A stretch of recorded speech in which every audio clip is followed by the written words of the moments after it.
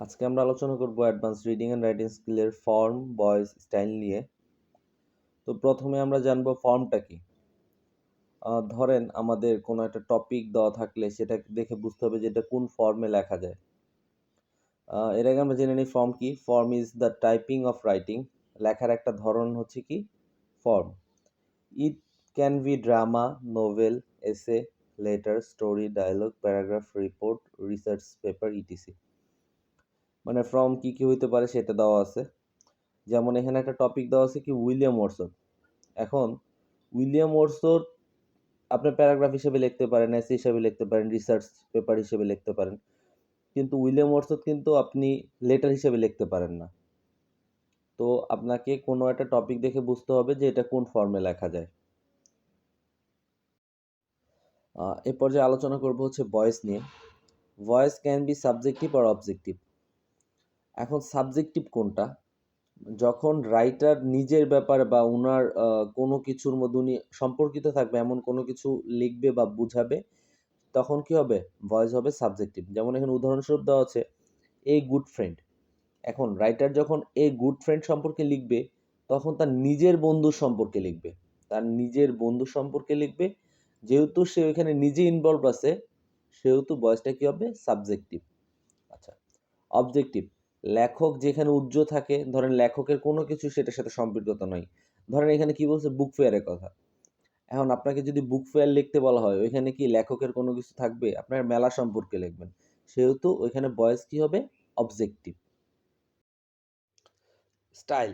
Style can be formal or informal. Style formal হইতে পারে, informal হইতে পারে, লেখার স্টাইলটা আর কি। তো ফর্মাল কখন হয়? ধরেন আপনার একটা টপিক, সেটা যদি খুব প্রশাসনিক, দাপ্তরিক বা উচ্চ পদস্থ কর্মকর্তাকে নিয়ে বা ব্যক্তিকে নিয়ে লেখা হয়, ধরেন এটা এমন একটা জিনিস যেটাকে আপনার নথিভুক্ত রাখতে হবে, হ্যাঁ? সেক্ষেত্রে সেটা হবে কি? ফর্মাল। ধরেন উদাহরণস্বরূপ এখানে দেওয়া আছে উইলিয়াম ওয়াটসন। উইলিয়াম ওয়াটসন একটা বিজ্ঞ ব্যক্তি ছিলেন। তার জীবনীটা অবশ্যই একটা বই হিসাবে, নথি হিসাবে থাকা দরকার। তো সেক্ষেত্রে লেখার স্টাইলটা কি হইতে হবে? ফর্মাল হইতে হবে। একটা ট্রিক্স আমরা জেনে রাখি যে ভয়েস যখন অবজেক্টিভ হবে, তখন স্টাইল হবে কি? ফর্মাল। আমরা যে আগে ভয়েস পড়ছি, ওই ভয়েসটা অবজেক্টিভ হলে স্টাইল হবে ফর্মাল। আর যদি ভয়েস সাবজেক্টিভ হয়, তাহলে স্টাইল হবে ইনফর্মাল। ইনফর্মাল। ইনফর্মাল হচ্ছে ওই লেখার স্টাইল যেটা হচ্ছে আপনার সাধারণ লেখা, বা যে লেখাটা কখনো নথিভুক্ত হবে না বা ডকুমেন্টারি যেটাই বলেন আর কি হবে না, সেটা হচ্ছে কি? ইনফর্মাল। ধরেন উদাহরণস্বরূপ মাই স্কুল লাইফ। আমার স্কুল জীবন সেটা কখনোই ফর্মাল একটা জিনিস হতে পারে না, সেটা অবশ্যই ইনফর্মাল। আর এর আগে তো বলছি যদি সাবজেক্টিভ হয় তাহলে কি হবে? ইনফর্মাল হবে। এ পর্যায়ে আমরা একটা প্র্যাকটিস করব। ধরেন পরীক্ষার খাতায় এভাবে লিখব। আমাদের একটা টপিক দেওয়া আছে এখানে মাই স্কুল লাইফ। দেন আমরা ফর্ম লিখে লিখব form is the type of writing. Form can be paragraph, letter, report, essay, research paper, story, etc. প্রত্যেকটা অ্যান্সারের মধ্যেই এই ফার্স্ট এইটুকু কি? Fixed. Then here my school life is, আমার স্কুল জীবনটা কি? প্যারাগ্রাফ হতে পারে, এসে হতে পারে, লেটার হতে পারে, হ্যাঁ? তারপর ফুল স্টপ দিব, তারপর লিখবো হচ্ছে বয়েজ। আচ্ছা, বয়েজের এই লাইনটা fixed. Boys can be subjective or objective, এই লাইনটা ফিক্সড প্রত্যেকটার ক্ষেত্রে। Then here my school life is subjective. এখন কেন সাবজেক্টিভ? আমরা আগেই পড়ছি যে নিজে যেখানে নিজে সম্পর্কিত থাকবে রাইটার, সেটা কি?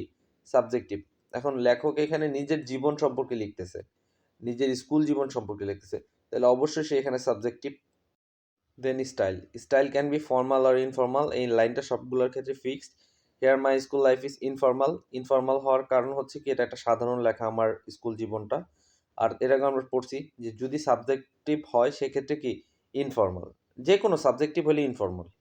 ধন্যবাদ।